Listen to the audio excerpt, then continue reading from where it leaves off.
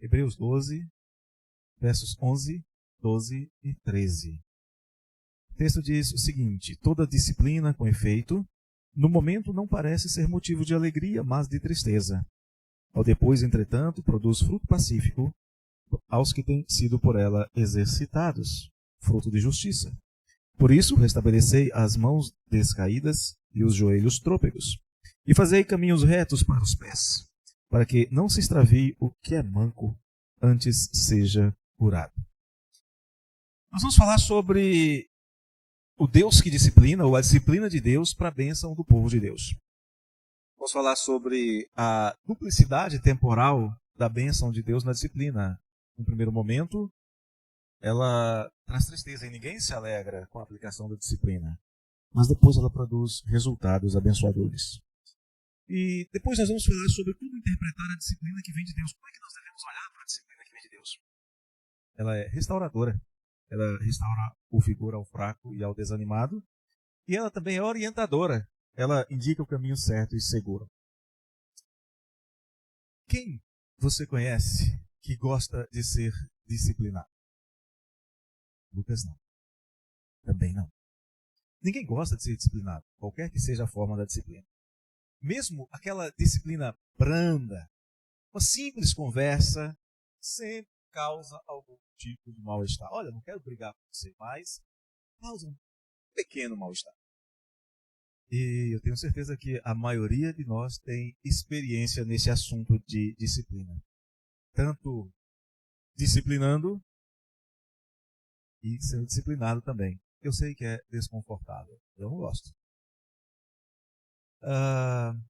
Eu sei que pessoas hipócritas, por exemplo, ou então com algum tipo de distúrbio, e aí nós vamos falar de psicopatias, de sociopatias e coisas semelhantes, somente pessoas assim vão sentir prazer em ser disciplinado ou em aplicar a disciplina. Quando nós disciplinamos pais, disciplinamos com tristeza, por necessidade, para abençoar que nós estamos disciplinando, mas não com alegria. Somente pessoas doentes, com problemas, de problemas emocionais, sentem prazer nessas coisas. Se você for olhar, nem mesmo Deus, que é perfeito, que é justo e que é santo, ou seja, não tem inclinações pecaminosas, nem mesmo ele tem prazer em fazer isso. Mesmo quando ele aplica sobre os mais perversos dos homens. Você já deve ter lido, por exemplo, Ezequiel 18:32, onde diz que Deus não tem prazer na morte do perverso. Por isso, convertei-vos. Ele não tem prazer na morte do perverso. Mas Deus disciplina e disciplina com amor. Está lá em Hebreus, capítulo 12, verso 6, que nós lemos há umas 3 semanas atrás. A palavra disciplina aqui é paideia, de onde vem a nossa palavra pedagogia. A ideia é de que a disciplina é aplicada sobre quem precisa de orientação. Aliás, segundo a própria Bíblia, não disciplinar, deixar de disciplinar quem merece disciplina, é um ato pecaminoso. Está lá em Provérbios 13:21, dizendo para os pais: não retires a vara, não retenha a vara. Aquele que retém a vara aborrece a seu filho. E a palavra aborrecer aqui tem um sentido de não amar, de literalmente sentir ódio. O pai que não disciplina o seu filho é como se o odiasse. Então a gente esquece agora psicólogos, sociólogos, muitos dos pedagogos modernos que tem por aí que dizem não pode disciplinar porque você vai causar trauma nas crianças. Esquece, isso é pseudo-educação, isso é pseudociência. E se nós olharmos sem muito trabalho, nós vamos ver o péssimo resultado da falta de disciplina.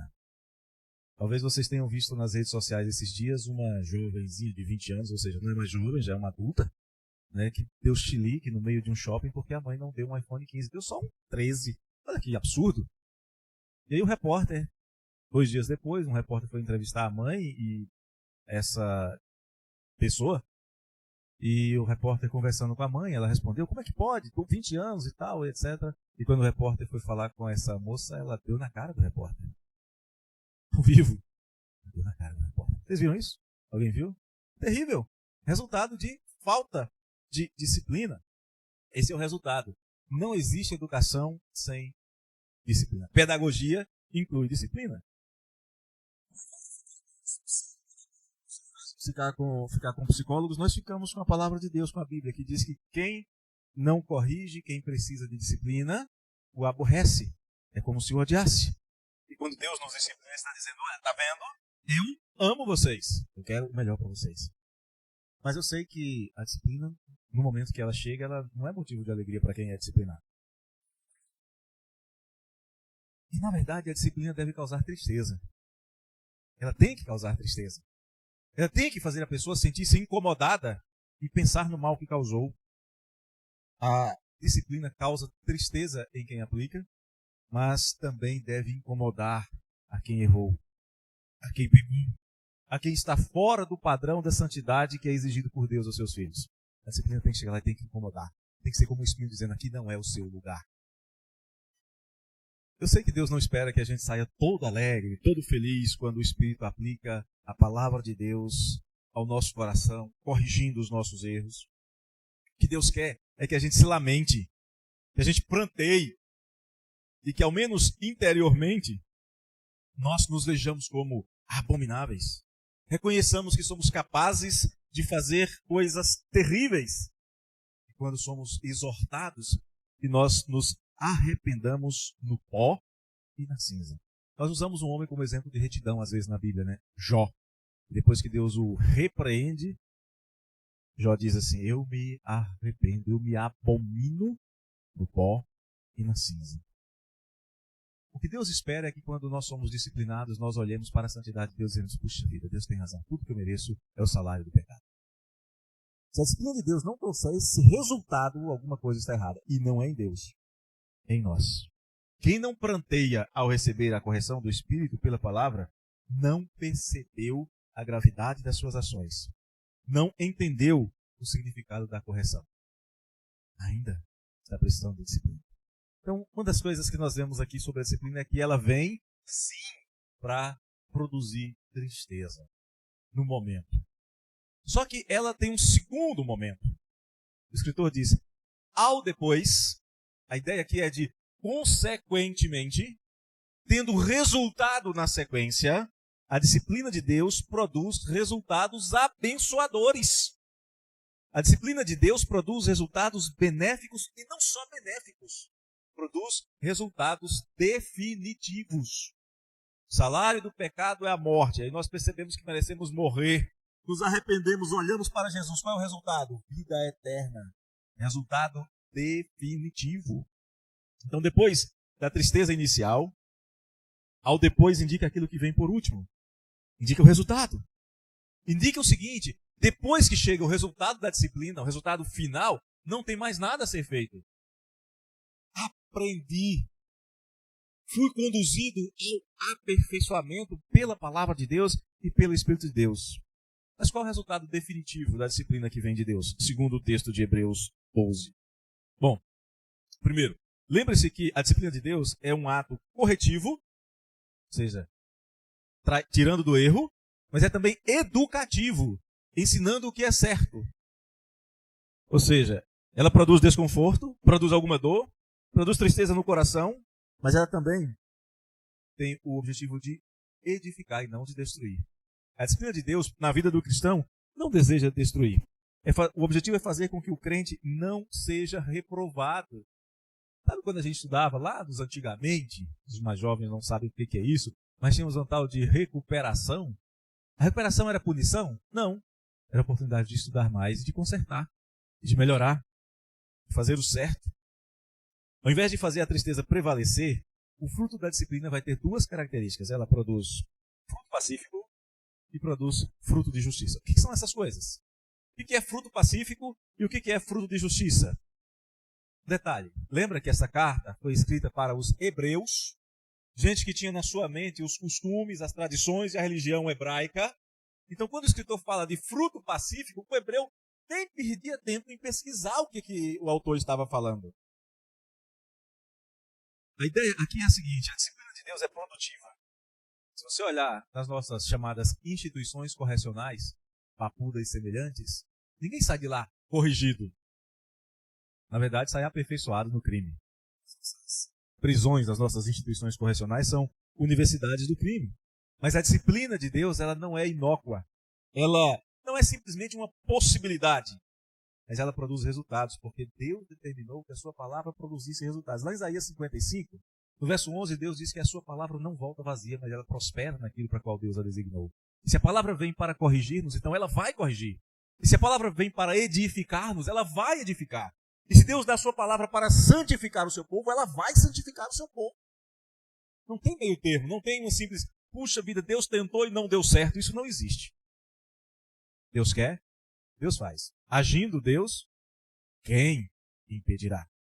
Então, o primeiro resultado definitivo da disciplina de Deus é a produção de fruto pacífico. Entregue a Deus por um coração agradecido. É aquilo que ninguém é obrigado a fazer porque cometeu um pecado. Está lá em Levítico 7, no verso de número 13. O fruto pacífico é resultado do reconhecimento de que a aplicação da disciplina de Deus é benéfica na vida dos crentes. Jeremias capítulo 29, verso 11, ele fala sobre isso. E esse reconhecimento de que Deus se preocupou comigo. Deus me viu desobediente e andando em alta velocidade rumo ao inferno e interveio. Isso tem que causar gratidão no nosso coração. Isso tem que produzir fruto pacífico, fruto de gratidão. Mas também produz fruto de justiça. Fruto de justiça ou fruto de obediência é o resultado do arrependimento. É o resultado da conversão para Deus numa atitude de fé. Eu anunciei para que as pessoas se arrependessem, se convertessem para Deus e produzissem frutos de arrependimento, frutos de justiça. Não se trata aqui de, puxa vida, agora que Deus me corrigiu, eu vou fazer sempre o que é certo. Não se trata de ter justiça própria, porque ninguém tem justiça própria. Ninguém é justo por si mesmo. Mas se trata de ter a justiça de Abraão. Que justiça é essa, a de Abraão? É porque Abraão fez tudo certinho? Não. É porque ele creu em Deus. E isto lhe foi imputado para a justiça. E ele foi obediente. Claro, com as suas limitações, mas ele foi obediente. Ele tinha a justiça que é dada a quem crê. A justiça de andar por fé. Então veja que coisa maravilhosa. A aplicação da disciplina de Deus produz dois frutos na vida do crente. Gratidão e obediência. Eu sou grato porque Deus me corrigiu e me livrou de uma caminhada rumo ao inferno. E agora eu vou pegar o outro caminho. Eu vou iniciar uma nova jornada rumo à eternidade com Deus. E na sequência, perguntamos, como é que eu interpreto, como nós devemos interpretar a disciplina que vem de Deus?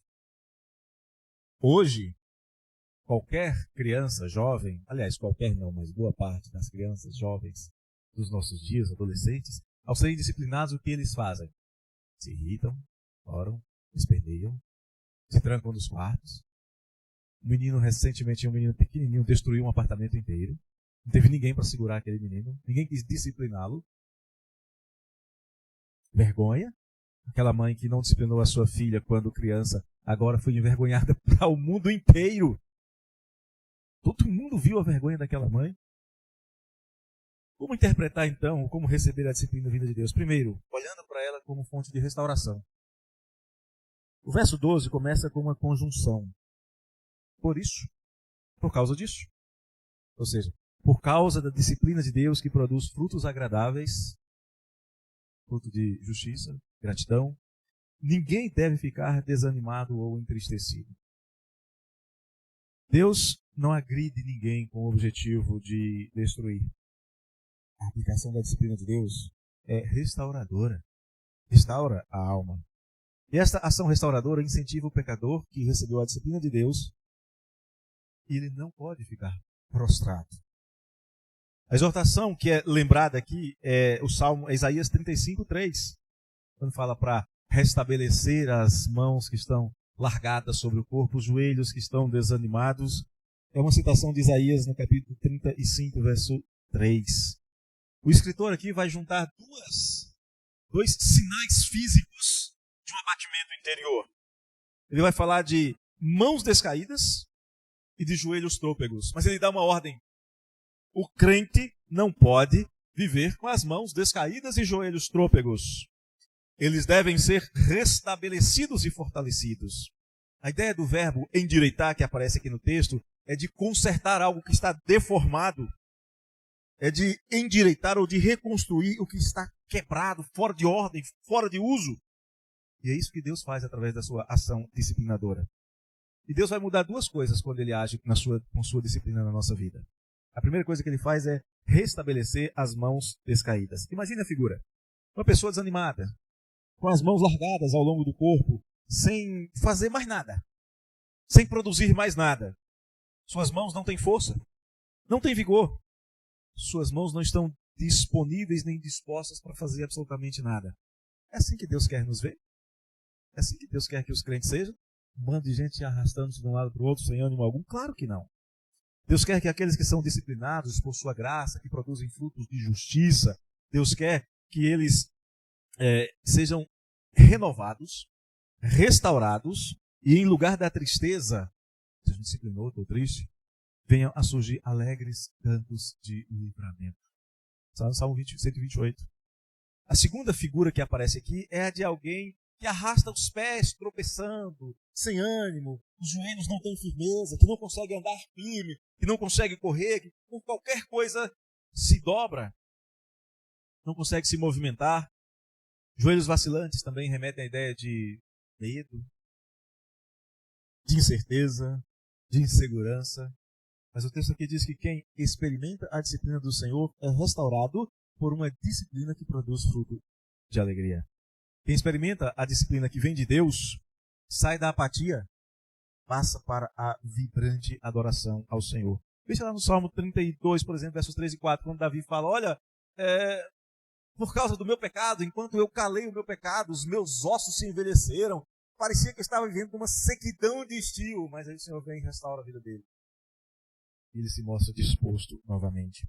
A ação restauradora de Deus opera de tal maneira que mesmo aquele que não tem nenhum vigor, aquele que já era sem forças, passa a ter forças para tudo o que devem fazer e mais do que se espera. O que você espera de um homem com vigor? Que ele caminhe? Sim. Que ele corra? Sim. Você espera de um homem com vigor que ele voe? Mas Deus diz assim, olha, os que esperam no Senhor renovarão as suas forças.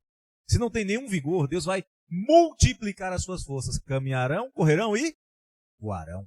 Ou seja, aqui a ideia não é de que a pessoa vai sair voando por aí, eles farão coisas maiores do que o que se espera que eles façam. As suas realizações serão mais portentosas do que o que normalmente um homem sem a ação restauradora de Deus é capaz de fazer. Então veja que coisa maravilhosa. A ação restauradora de Deus, a disciplina de Deus, traz vigor ao fraco e ao desanimado. Eu não queria, não estava afim. Deus agiu, eu quero, eu farei, eu faço. Deus fará através de mim.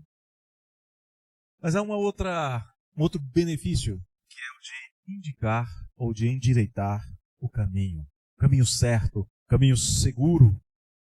É muito comum que pessoas religiosas achem que basta não fazer o que é errado para que Deus seja de alguma forma impulsionado a recompensar a sua justiça. Não, eu não estou fazendo nada de errado. E a gente ouve pessoas falando, não mato, não roubo, não fumo, não me drogo, não sei o quê, não faço isso, não faço aquilo, não faço aquilo outro, e tá bom, tá não. Óbvio que parte da vida cristã, da nossa vida cristã, envolve confessar o pecado, envolve deixar o pecado, está lá em Provérbios, capítulo 28, verso 13.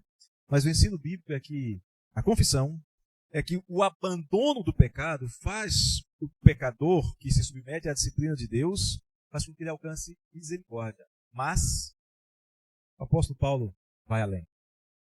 Por exemplo, falando sobre confessar e alcançar misericórdia, ele resume o seu pensamento, né, lembrando-se do seu ministério, falando para as pessoas, se arrependam, se convertam para Deus, tá bom?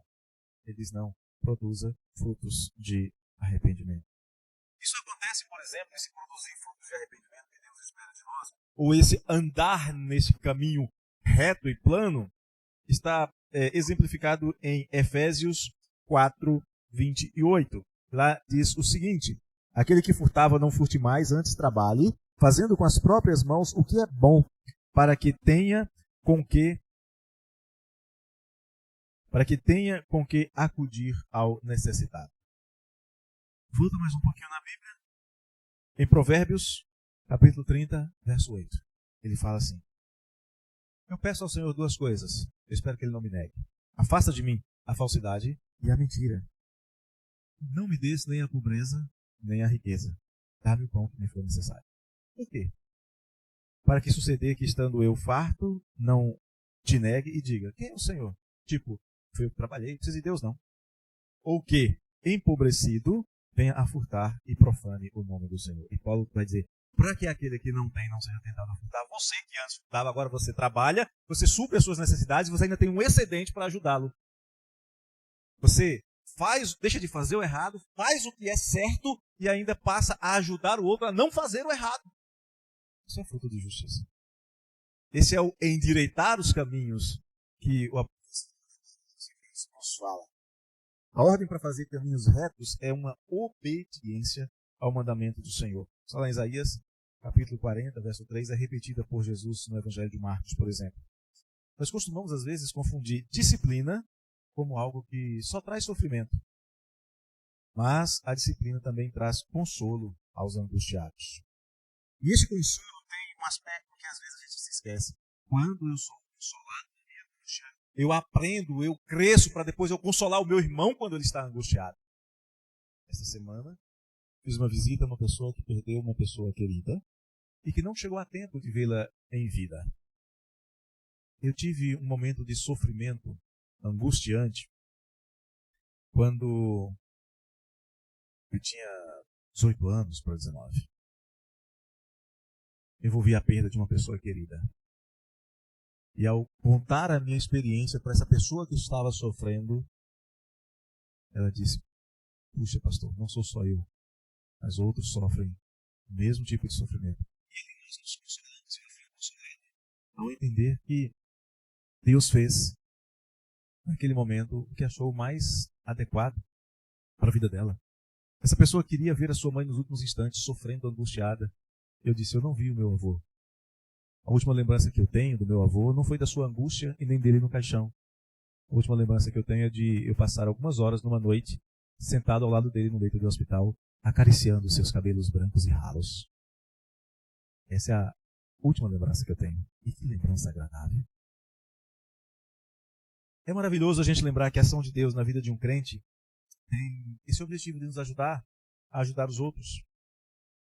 De ajeitar o caminho para aqueles que são fracos, que têm maiores dificuldades, possam caminhar também. Aqui a ideia de manco é alguém que é mais fraco, que é mais frágil, que tem dificuldade de perceber o caminho reto. Se você perceber, fala para que os mancos não se desviem. A ideia aqui não é de físico, a ideia aqui é de uma dificuldade espiritual. E nós então somos provados, disciplinados, não apenas para que a nossa fé seja aprovada, como diz Tiago no capítulo 1, verso 3, mas para que outros também sejam edificados pela maneira como Deus conduziu, mesmo as adversidades, para a bênção do seu povo e para a realização do seu propósito santo e eterno. Isso traz uma lição preciosa para nós na igreja. Um irmão está com dificuldade, nós, em nome de um amor hipócrita, em nome de um amor segundo o mundo, nós não o confrontamos. Deus ama e confronta e corrige.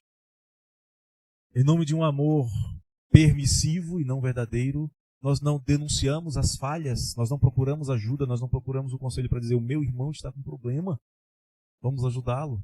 Nós deixamos que ele se perca. O amor de Deus que a igreja deve experimentar e colocar em prática é aquele amor que olha para o que está caído e diz: eu vou ajudá-lo a restaurar-se, eu vou ajudar a levantá-lo. E às vezes, não sei quantos de vocês já tiveram a experiência de socorrer algum animal ferido, algum animal em perigo, assustado. Às vezes socorrê-lo significa machucar-se, mas é necessário.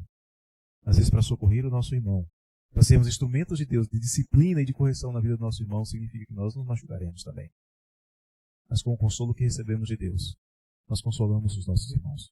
E a disciplina que vem de Deus é para que nós experimentemos a sua vontade, que é sempre boa, que é sempre perfeita, que é sempre agradável. Nós olhamos para a disciplina não como motivo de tristeza, desânimo, mas como um instrumento de Deus para que, depois de passarmos pela prova, a nossa fé provada seja aprovada e nós sejamos perseverantes até o dia final.